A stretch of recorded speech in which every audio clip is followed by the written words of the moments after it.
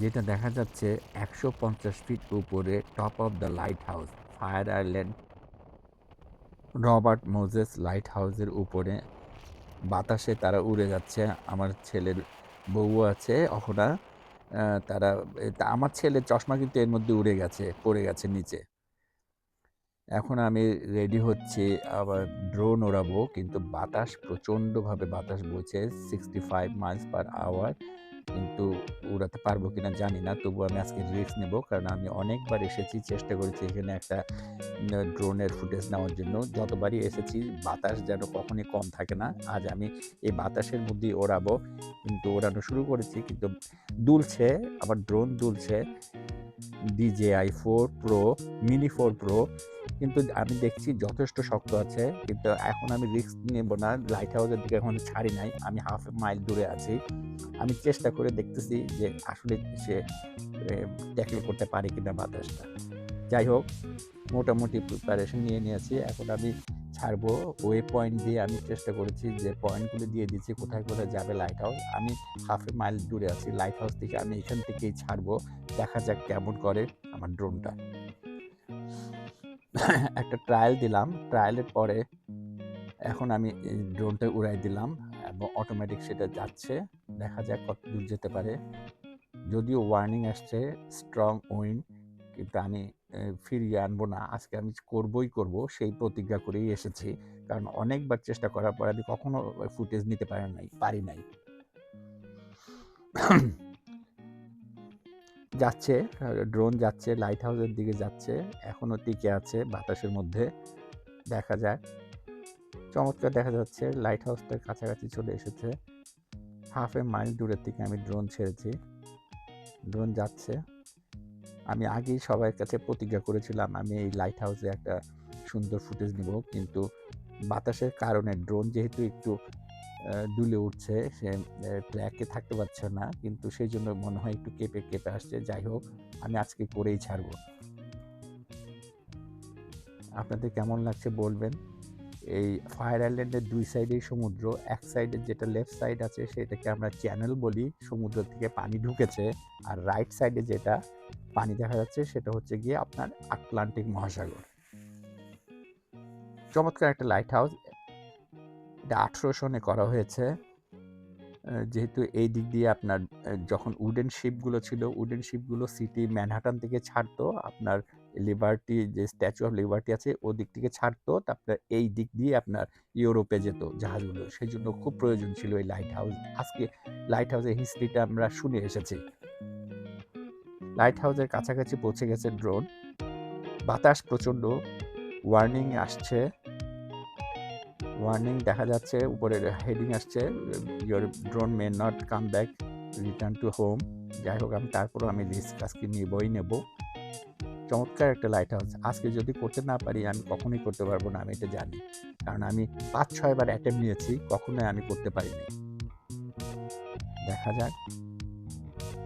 সে point 8-এ চলে গেছে, 8-এর থেকে এখন 9.99-এর দিকে যাচ্ছে। যাই হোক, এত খারাপ না, মোটামুটি করতে পেরেছি। এর মধ্যে আমার ছেলে আর বৌমা এই লাইট হাউসে উঠা শুরু করে দিয়েছে। তারা অলরেডি অনেক আগেই সেটা রওনা দিয়েছে, কিন্তু আমি আছি হাফ এ মাইল দূরে। তারা লাইট হাউসের উপরে টপ অফ দ্য লাইট হাউসে উঠতেছে। কেমন দেখছেন জানি না, এমন একটা চমৎকার লাইট হাউস এই লং আইল্যান্ডে আছে যেটা বলার মতো না। যেভাবে আমি ওয়ে পয়েন্ট দিয়ে সাজিয়ে দিয়েছি, প্রোগ্রামিং করে দিয়েছি, আমার DJI Mini 4 Pro ঠিক সেভাবেই কাজ করছে। সেটা অনেকটা এটার পিছনেও যাবে, পিছনে যাওয়ার পরে সে আবার ব্যাক করবে। বাতাসের কারণে একটু ভয় লাগছে যদিও, দেখা যাক। প্রচণ্ড বাতাস, 60 মাইলস পার আওয়ার বাতাস। আমি আমার ড্রোনের স্পিড দিয়েছি 15 মাইলস পার আওয়ার। সে এখানে এটা হচ্ছে গিয়ে আপনার 12 পয়েন্টে টাচ করলো। এখানে কিছুক্ষণ দাঁড়াবে 2 সেকেন্ডের মতো, তারপরে সে এখান থেকে সমুদ্রের দিকে যাবে, আটলান্টিক মহাসাগরের দিকে একটু যাবে। কিন্তু যেহেতু সাগরের দিকে বাতাসের ঝপটা আরও বেশি, সেই জন্য আমি অতটুকু নেব না। আমি এই পানির কাছে যাওয়ার আগেই ড্রোনটাকে ফিরিয়ে আনবো, রিটার্ন টু হোম দিয়ে দেব। এটা হলো গিয়ে আপনার 13 পয়েন্ট, পয়েন্ট নাম্বার 13, কিন্তু focusing on the museum of the light house. Not bad. দেখা যাক কেমন। একটু কেঁপে উঠলো, যেহেতু ঝাপটায়, বাতাসের ঝাপটায় ড্রোন কেঁপে কেঁপে উঠতেছে। যদিও গিম্বেল আছে, তারপরেও সে স্টেবল রাখতে পারছে না ক্যামেরা। পুরো লাইট হাউসটা দেখা যাচ্ছে না। আর একটু হাইট, যদি আল্টিটিউড যদি একটু বেশি দিতাম তাহলে মনে হয় ভালো হতো। যাই হোক, আপনারা দেখতে পাচ্ছেন ফায়ার আইল্যান্ডের দুই সাইডে পানি। রাইট সাইডে পানিটা হচ্ছে চ্যানেল এখন, আর লেফট সাইডের পানিটা হচ্ছে আপনার আটলান্টিক মহাসাগর। এখন এটা ফিরে আসতেছে। আমরা যেখানে বসে আছি হাফ এ মাইল দূরে, সেখানে ফিরে আসতেছে, ফিরে আসছে সে। দিনটা তেমন উজ্জ্বল রোদ ছিল না, আপনার সামান্য মেঘলা। সূর্য একবার আসে একবার যায়, কিন্তু খারাপ না ওয়েদার, কিন্তু বাতাসের জন্য যত প্রবলেম। মাঝে মাঝে ওড়াতে যাই ড্রোন। ড্রোন ওড়ানো আমার একটা শখ। মনে হয় যেন ঘুড়ি উড়াচ্ছি। আগে ছোটোবেলায় যে আনন্দটা পেতাম, ঠিক সেই রকমই আনন্দ লাগে আমি যখন ওড়াই। এখন আমার ছেলেও বলছে সেও নাকি একটা ড্রোন কিনবে, তারও নাকি ইচ্ছা হচ্ছে। সে আমার পাশে বসেছিল, কিন্তু এখন সে রওনা দিয়ে দিয়েছে। লাইট হাউসে নাকি সে উপরে উঠবে, তার সাথে তার আমার যে বৌমা অহনাও আছে। ফিরে আসছে ড্রোন আমাদের কাছে, অলমোস্ট চলে এসেছে। আপনারা হয়তো দেখতে পাচ্ছেন আমরা কোথায় বসে আছি। ওই যে যে আপনার ডেকটা দেখা যাচ্ছে, আপনার দুটা রাস্তার লেফট সাইডে একটা ডেকের মতো দেখা যাচ্ছে, ওখানে আমরা বসেছিলাম। জিপিএস ফলো করে চলে আসতেছে জিপিএস। যাই হোক, সাকসেসফুলি ফিরিয়ে আনতে পারছি আমি।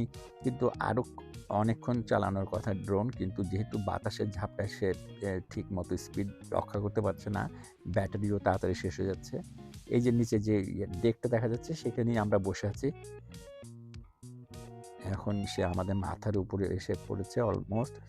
এখন সে ক্যামেরা ফোকাস করবে নিচে ডেকের দিকে, যেখানে আমি বসে আছি। চমৎকার। খারাপ হয়নি, কিন্তু আরও ভালো হলে, একটু ঝকঝকে চকচকে হলে ভালো হতো মনে হয়।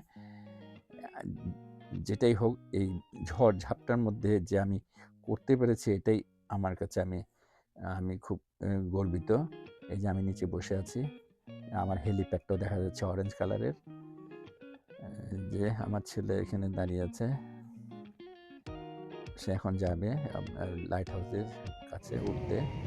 এটা হচ্ছে গিয়ে আপনার লাইট হাউসের top of the light house, যে লাইটটা যে ঘোরে, আপনার লেন্স আছে,